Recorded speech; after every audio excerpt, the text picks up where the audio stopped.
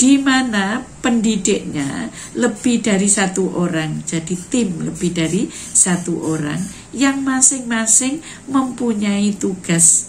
Kutas, kupas, tuntas, mantap. Assalamualaikum warahmatullahi wabarakatuh. Selamat siang, salam sehat, salam tangguh. Ketemu kembali untuk membahas tentang metode khusus dalam proses pembelajaran.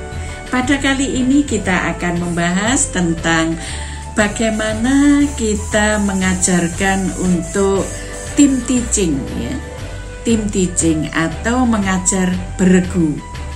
Nah, di dalam proses pembelajaran dengan menggunakan metode team teaching ini juga kita harus mengetahui dulu tujuan daripada capaian pembelajaran ke mahasiswa itu apa. Jadi kita tentukan dulu tujuannya supaya kita pas dalam memilih metode pembelajaran.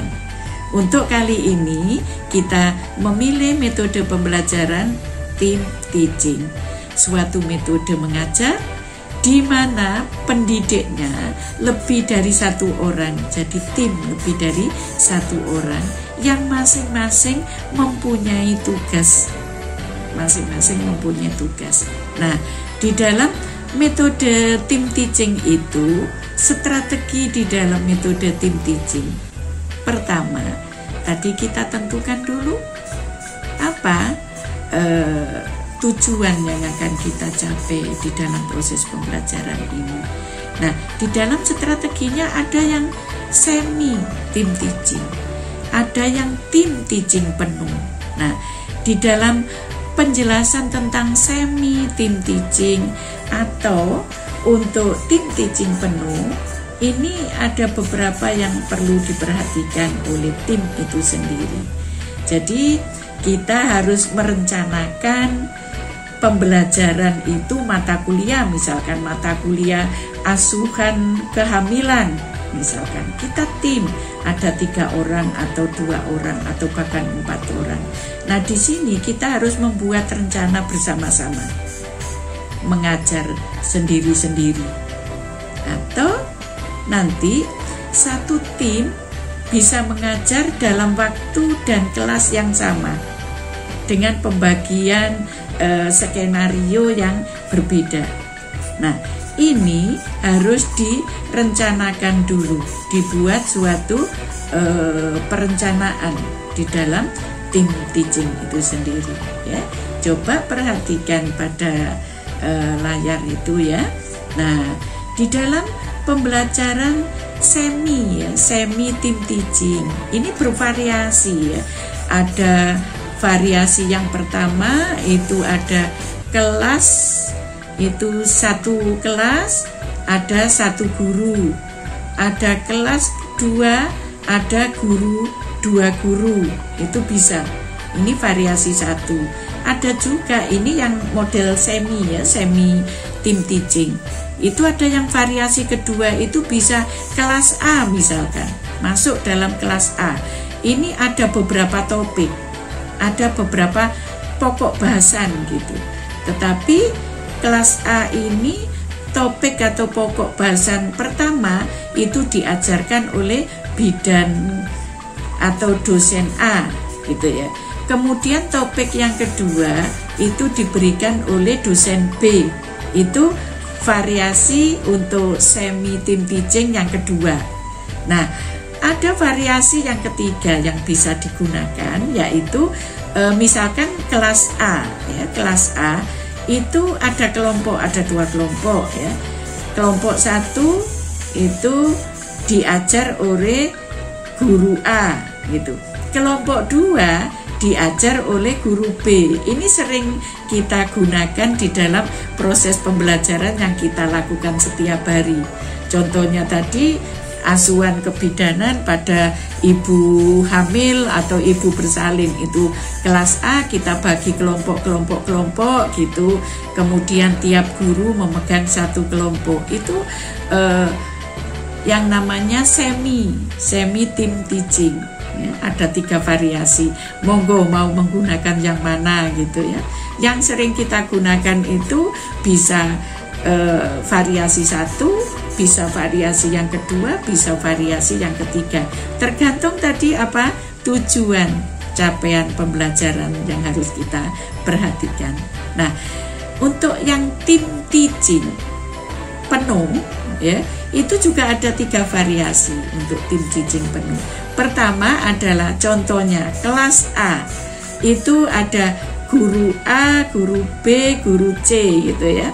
Nah, untuk guru A itu pengajaran atau teorinya dulu kita serahkan ke guru A. Kemudian guru B kita serahi yang bagian peragaannya, prakteknya.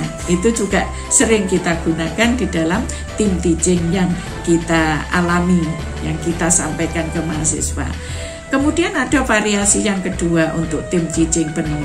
Pertama misalkan ini kelas A itu ya, topik 1, kemudian guru 1, topik 2, guru kedua. Ini tim teaching penuh juga. Dan variasi ketiga ada guru kelas A ya, satu kelas itu guru A itu mengajar. Kemudian kelas A itu kita bagi lagi ya. Kelas A untuk kelas A, kelas A untuk topik yang satu. Jadi itu sangat bervariasi. Nah, untuk itu mana yang kita gunakan. Kemudian di dalam langkah-langkah saya kira setiap kita melakukan suatu proses pembelajaran metode apapun itu selalu ada penyusunan perencanaan di dalam proses pembelajaran metode apapun itu.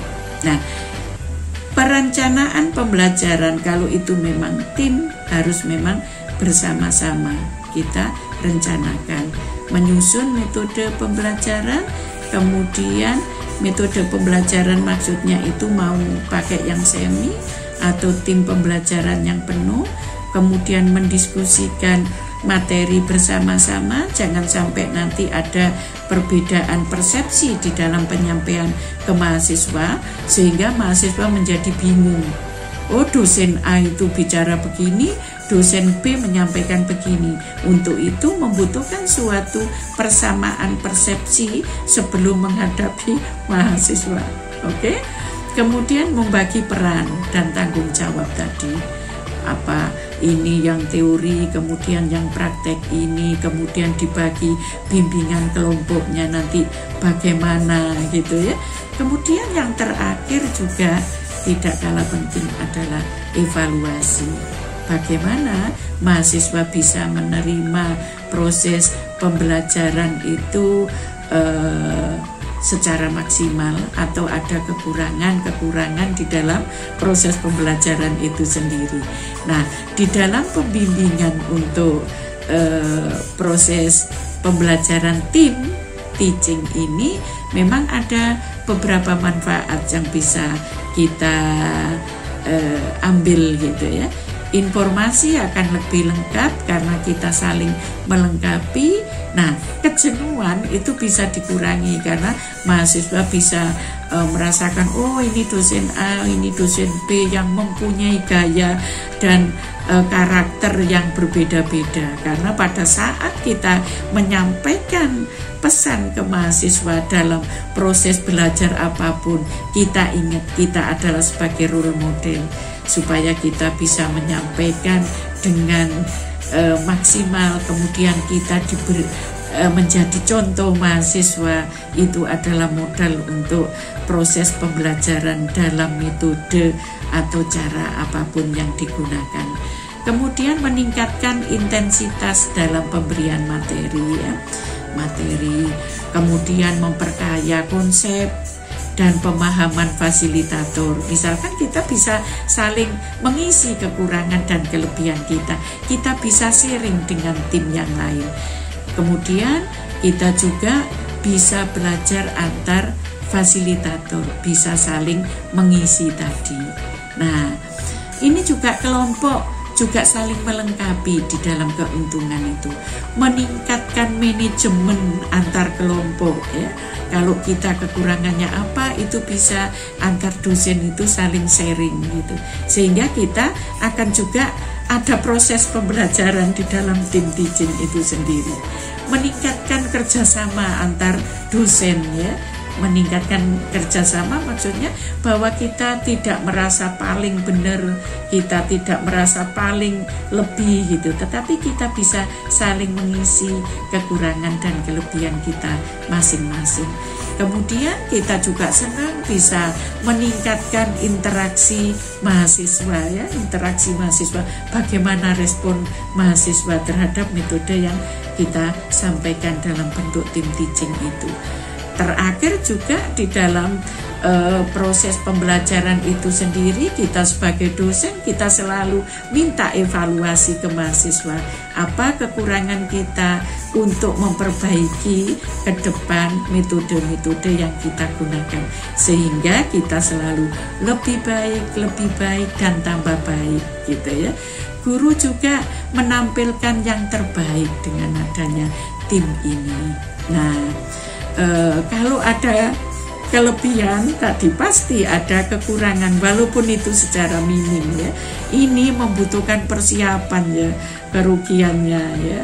Ini membutuhkan persiapan dan waktu ekstra untuk bisa bertemu, kumpul dengan satu tim gitu ya, bisa merencanakan bersama-sama itu suatu hal yang kadang kita paling sulit karena kita mempunyai kepentingan A, B, C, D.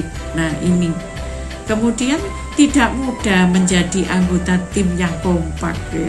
Kadang ada yang merasa paling benar, itu kita sama-sama saling belajar di sini.